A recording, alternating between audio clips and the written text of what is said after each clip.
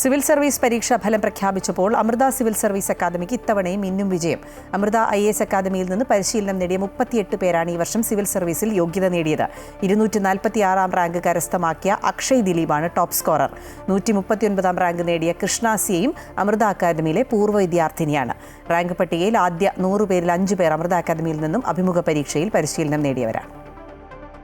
കഴിഞ്ഞ 8 വർഷമായി civil service രംഗത്ത് മിടുക്കരായവരെ സംഭാവന ചെയ്യുന്നതിൽ അഭിനന്ദനാർഹമായ നേട്ടമാണ് അമൃത സിവിൽ സർവീസ് അക്കാദമി കൈവരിച്ചിട്ടുള്ളത്. 9ാം വർഷത്തിലേക്ക് കടക്കുന്ന വേളയിലും ഇത്തവണത്തെ പരീക്ഷാഫലം വന്നപ്പോൾ അമൃത സിവിൽ സർവീസ് അക്കാദമി തിളക്കമാർന്ന വിജയമാണ് നേടിയിരിക്കുന്നത്. 38 പേരാണ് ഇക്കുറി സിവിൽ സർവീസിൽ യോഗ്യത നേടിയിരിക്കുന്നത്.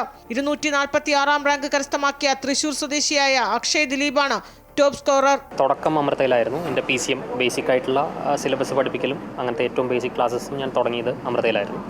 എനിക്ക് ഏറ്റവും ഹെൽപ്ഫുൾ ആയിട്ടുള്ളത് ഇവിടുത്തെ ഇൻ്റർവ്യൂ ഗൈഡൻസ് ആണ്. കാരണം നല്ല എക്സ്പീരിയൻസ്ഡ് ആയിട്ടുള്ള ബ്യൂറോക്രാറ്റ്സിനെ കൊണ്ടുവരും.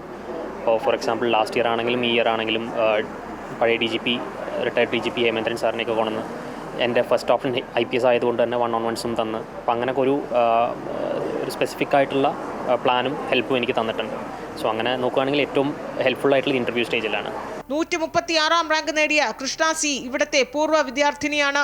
റാങ്ക് പട്ടികയിലെ ആദ്യ 100 പേരിൽ 5 പേർ അമൃത സിവിൽ സർവീസ് അക്കാദമിയിൽ അഭിമുഖ പരീക്ഷയ്ക്കായി പരിശീലനം നേടിയവരാണ്. 46-ാം റാങ്ക് നേടിയ റവുല ജയസിംഹ റെഡ്ഡി, 47-ാം റാങ്ക് നേടിയ നന്ദന GP, 54-ാം റാങ്ക് നേടിയ സോണറ്റ് ജോസ്, 81-ാം റാങ്ക് കരസ്ഥമാക്കിയ റീനു ആൻ മാത്യു, 95-ാം റാങ്ക് നേടിയ ദേവിക പ്രിയദർശിനി എന്നിവരാണ് ഈ അഭിമാന നേട്ടം കൈവരിച്ചത്.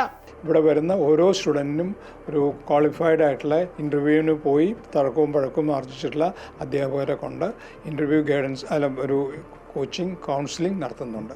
അത് ഞങ്ങളുടെ ഒരു പ്രത്യേകതയാണ്. ഓരോ വർഷവും 2 ബാച്ചുകളിലായി 150 പേരെയാണ് പരിശീലിപ്പിക്കുന്നത്.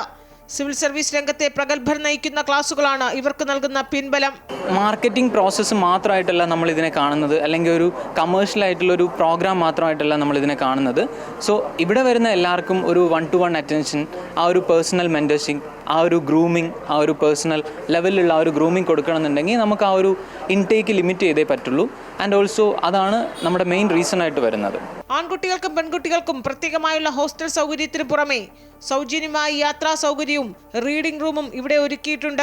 കാശില്ലാത്തതിൻ്റെ പേരിൽ അല്ലെങ്കിൽ ഫീസ് അടയ്ക്കാൻ പണമില്ലാത്തതിൻ്റെ പേരിൽ ഒരു കുട്ടിക്ക് പോലും പഠിക്കാൻ പറ്റാത്തൊരു സിറ്റുവേഷൻ ഉണ്ടാകരുത് എന്നുള്ളതാണ്.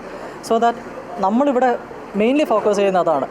കഴിവുള്ള, പഠിക്കാൻ താല്പര്യമുള്ള, ആ ഒരു ആഗ്രഹമുള്ള കുട്ടികളാണെങ്കിൽ അവരെ മുന്നോട്ട് കൊണ്ടുവരിക, അവർക്ക് വേണ്ടുന്ന എല്ലാ സപ്പോർട്ടുകളും കൊടുക്കുക എന്നുള്ളതാണ്.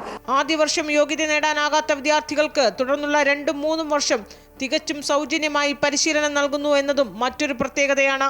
അമൃത IAS അക്കാദമിയിൽ നിന്ന് പഠിച്ചിറങ്ങിയ ആകെ 321 പേർ സിവിൽ സർവീസിൽ ഇതിനോടകം യോഗ്യത നേടിക്കഴിഞ്ഞു. അമൃത ന്യൂസ്, തിരുവനന്തപുരം.